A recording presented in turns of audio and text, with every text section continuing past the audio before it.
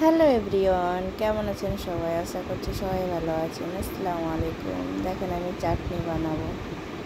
এদিকে আমি শাক তেলে করার জন্য ফোড়ন দিয়েছি। এদিকে আমি আমের চাটনি বানাবো।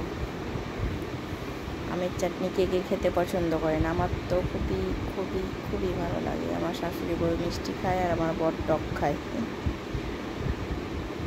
টক মিষ্টি। আর আমরা একবারে মিষ্টি খাই। তার জন্য আমি কড়াইয়ে দিয়ে দিয়েছি তেল, আর দিয়ে দিব 5 ফোড়ন আর শুকনো লঙ্কা।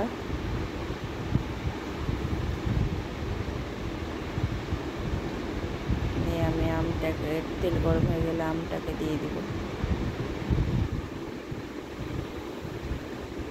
ভালো লাগলে ভিডিওটা লাইক কমেন্ট শেয়ার করে দেবেন প্লিজ।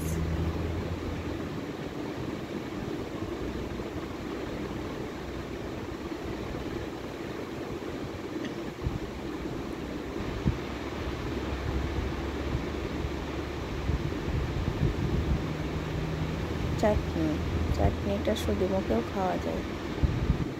আমি ভাত দিয়ে বেশি পছন্দ করি। ভাত দিয়ে চাটনি একটু টক ভালো লাগে।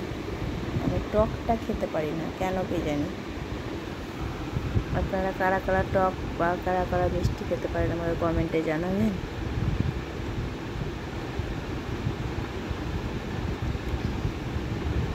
আর আমটা এত ভালো ছিল যে একটুতেই সিদ্ধ হয়ে গেল।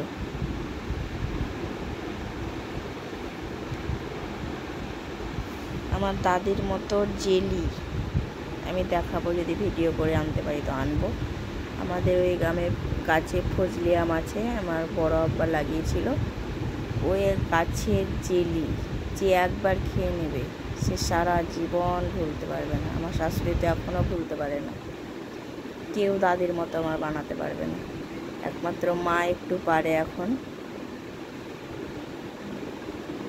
ওইটাতে আদা কুচি, রসুন কুচি, আর শুধু জল দিয়ে আমটাকে ধুবে, কিন্তু জল দেবে না। এত ফাইন লাগে ওটা। তো আমি 1 বছর স্টকে রাখলাম ফ্রিজে ভরে, এখন অবধি আছে।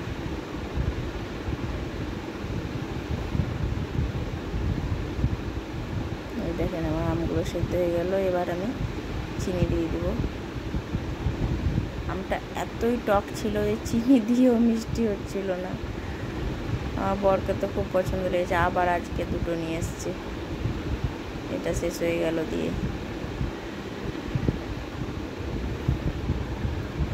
আমি তো আম হলে ওই গাছে আম পেড়ে চাটনি বানিয়ে নিয়ে আসবো।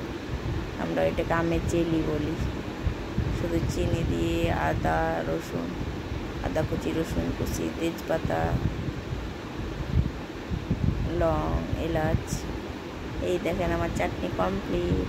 কে কে খাবেন চলে আসেন। বাই বাই, আবার দেখা হবে।